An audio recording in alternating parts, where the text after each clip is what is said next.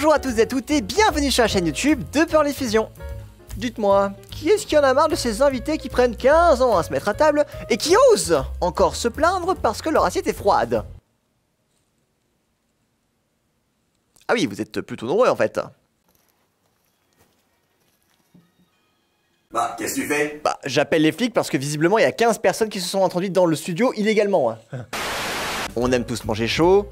Je pense a priori que je ne prends pas trop de risques en affirmant ça. Non pas que manger froid ce soit pas votre dada, hein, mais moi je sais que j'ai un ami à moi, il déteste manger une assiette tiède, par contre, comme par hasard, c'est toujours lui qu'on attend le plus pendant le moment du repas parce qu'il parle tout le temps. Vous savez très bien de quoi je parle, on a tous un ami comme ça, et si vous n'en avez pas, alors c'est que c'est vous l'ami en question qui parle tout le temps pendant le repas. On vous a à l'œil, et on va pas se laisser faire. Ouh là là, ça fait peur! Face à ce problème, et celui que j'ai énoncé plus tôt d'ampleur nationale disons-le, est bien difficile de garantir un repas chaud à ses invités en toutes circonstances. C'est là que les équipes de Rosenstein und Zone interviennent avec leur tapis. Squalala! Non, pas celui-là, non. Plus un tapis de chauffe en réalité.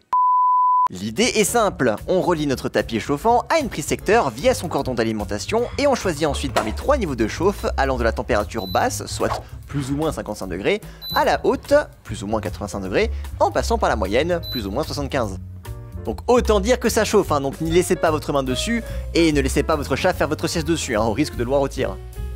Aussi, soyez prévenants et ne mettez rien qui ne résiste pas à la chaleur en dessous, hein, genre une table en chocolat. Une table en chocolat? Vraiment? Je suis sûr que ça va finir par exister, la folie des hommes ne connaît aucune limite.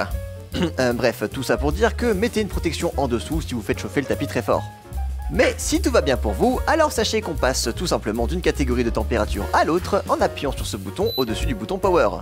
D'ailleurs remarquez, en plus de chauffer, le tapis est plutôt large mine de rien, environ un avant-bras de long. Ce qui veut dire qu'il peut accueillir plusieurs assiettes. Ah, j'en salive rien que d'y penser. Mais si on pourrait se dire que c'est tout, et pourtant c'est déjà pas mal, sachez que par chez nous, on a été malin et on a pensé à une utilisation détournée mais pertinente de ce tapis chauffant. Je veux dire, on a une source de chaleur sur un espace généreux. Il n'existerait pas des choses qui gonflent en cuisine quand on les fait chauffer. La recette de brioche de ma grand-mère fait fureur dans ma famille, et on ne pouvait pas louper une occasion de tester ce tapis pour faire gonfler la pâte une fois cette dernière prête. On l'a donc posé sur le tapis à faible puissance pendant une demi-heure, et force est de constater que la pâte a très vite pris et a gonflé.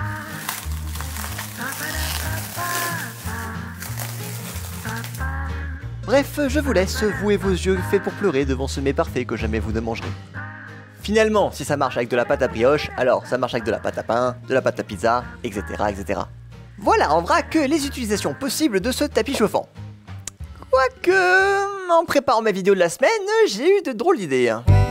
Ok, très bien, messieurs, dames, j'ai eu une idée de génie du mal. C'est ce qui arrive quand je suis trop réveillé.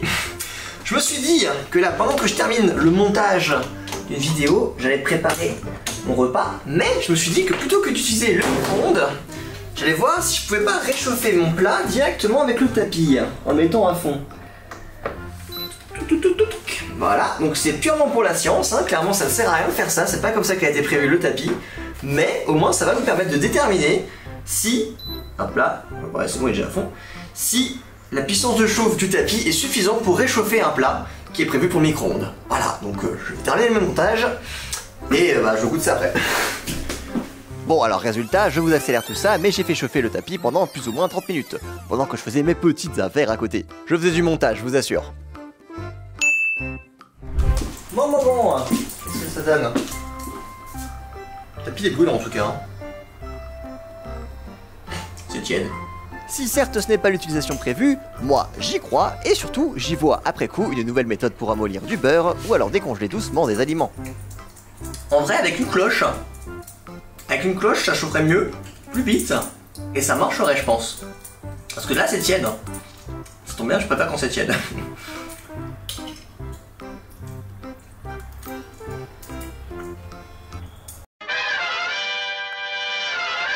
Bref, expérience un petit peu bizarre mise de côté, qu'est-ce qu'on retient de ce tapis pas volant mais bien chauffant?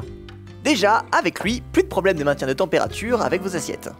Si vos invités ne daignent pas se mettre à table, au moins ils ne pourront pas se plaindre d'une assiette tiède. 3 niveaux de chauffe sur une large surface, de quoi permettre un maintien de température de plusieurs assiettes en même temps. Et enfin, mention spéciale aux utilisations détournées qu'on peut faire avec, du style faire monter de la pâte à pain ou alors ramollir le beurre. C'était Tom de chez Pearly Fusion. Souvenez-vous qu'un plat, s'il est servi beau et chaud, c'est un petit peu comme si c'était un cadeau. On se retrouve bientôt pour plus d'objets techno et en attendant la prochaine, je vous souhaite une bonne fin de journée.